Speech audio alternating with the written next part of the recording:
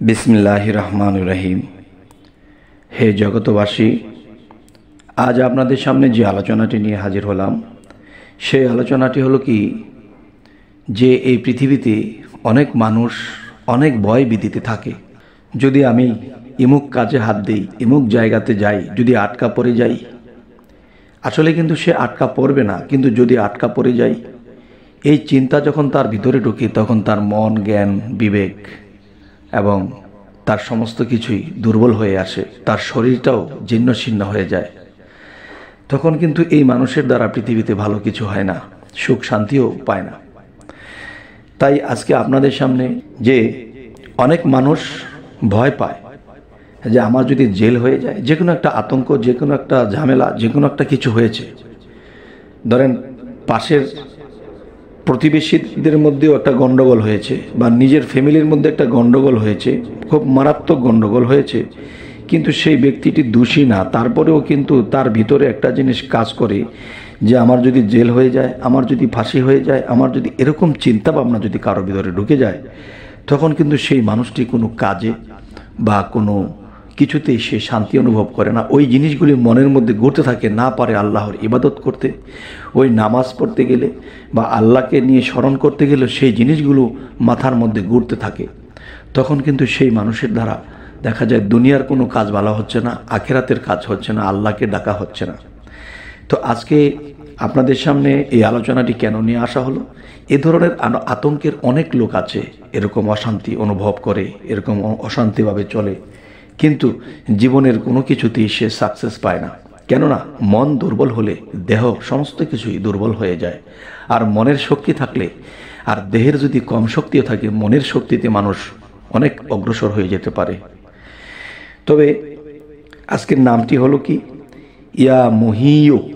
ইয়া মুহিয়্যু, এই নামে আপনার ভিতরে ভয় কেটে যাবে যে আমার কি জেল হবে, আমার কি ফাঁসি হবে, এটা কেটে যাবে। কারণ আপনি জানেন আপনি দোষী নয়, তারপরেও কিন্তু আপনার ভিতরে এই ভয় হয়। তাই আমি আপনাদের সামনে নিয়ে এসেছি অভয়, যে আল্লাহর নামে, আল্লাহর এই মুহিয়্যু নামে হয়ে যায় মানুষ অক্ষয়, তার হবেই জয়। তবে আরেকটি জিনিস হলো কি, মানুষ যখন দেখা যায় যে ওরকম জেলের বিষয়ে, ফাঁসির বিষয়ে যদি নাও হয়, এমনও লোক এই পৃথিবীতে আছে যে কোনো একটা কাজে হাত দিবে, তার ভিতরে দরফর করে, তার ভিতরে পরাণ ধরফর করে, এবং সে মনোবল হারিয়ে ফেলে, এবং দেখা যায় এই মানুষের সাথে মিশে দুটো কথা বলবে, তার ভিতরে জানি কেমন লাগে। তখন এই অশান্তির জীবন খুবই কষ্টের হয়। তাই আল্লাহর এই নাম আপনাদেরকে দিচ্ছে অভয়, অবশ্যই আপনারা হবেন অক্ষয় যদি কেউ ইয়া মুহিয়্যু এই নামটি জিকির করে। তবে একটি কথা কি, যে আপনি যদি ভালো একজন মুসল্লি বা ভালো একজন পরেজগার লোক হয়ে থাকেন, আর যদি আপনি 5 ওয়াক্ত নামাজ পড়ে থাকেন, তাহলে দেখা যায় ফজরের টাইমে এবং জোহরে, আসরে, মাগরিবে, এশাতে প্রত্যেক নামাজের শেষে আপনি উঠে আসবেন না, যেহেতু আপনার এই অবস্থা, তখন আপনি এই নামটি দেখা গেছে 100 বারের উপরে, যেমন বেজর, যেমন 113, 126 বা যেমন 127, 131, 141, ঠিক এরকম বেজরভাবে এই নামটি আপনারা জিকির করবেন মনে মনে প্রতি ওয়াক্ত নামাজের পরে। এরপরে মোনাজাত দিবেন চোখের পানির সাথে। তখন আপনার মন, জ্ঞান, বিবেক, শরীর সমস্ত কিছু আপনার কাছে সবল লাগবে, সাহস লাগবে, যে কোনো কাজে হাত দিলে আপনার ওরকম ভয় লাগবে না। আচ্ছা, তবে আজকের এই আলোচনার মূল বিষয় হলো এটাই, যে এই পৃথিবীতে এ ধরনের মানুষ এরকম অবস্থায় থেকে তারা দুনিয়াটা খুব দোজখের মতো ভোগ করে, মানুষের কথা শুনতে হয়, এমনিই তো সে নিজেই কাতর, তারপরে আবার ফ্যামিলির বা আত্মীয় স্বজনের কিংবা সামাজিকভাবে তার লাঞ্ছিত বঞ্চিত হতে হয়।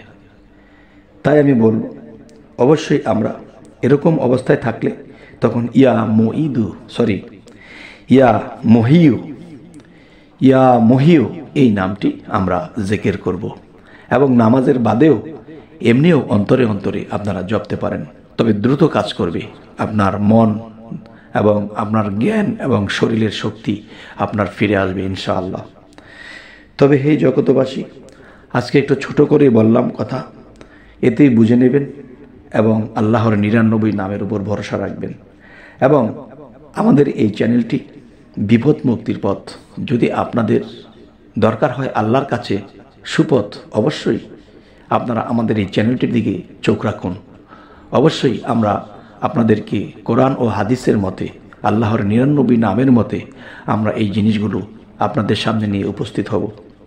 যদি আমাদের এই চ্যানেল আপনাদের ভালো লাগে অবশ্যই সাবস্ক্রাইব করে নেবেন এবং পরবর্তীতে যেন ভালো ভিডিও নিয়ে আপনাদের সামনে উপস্থিত হতে পারি।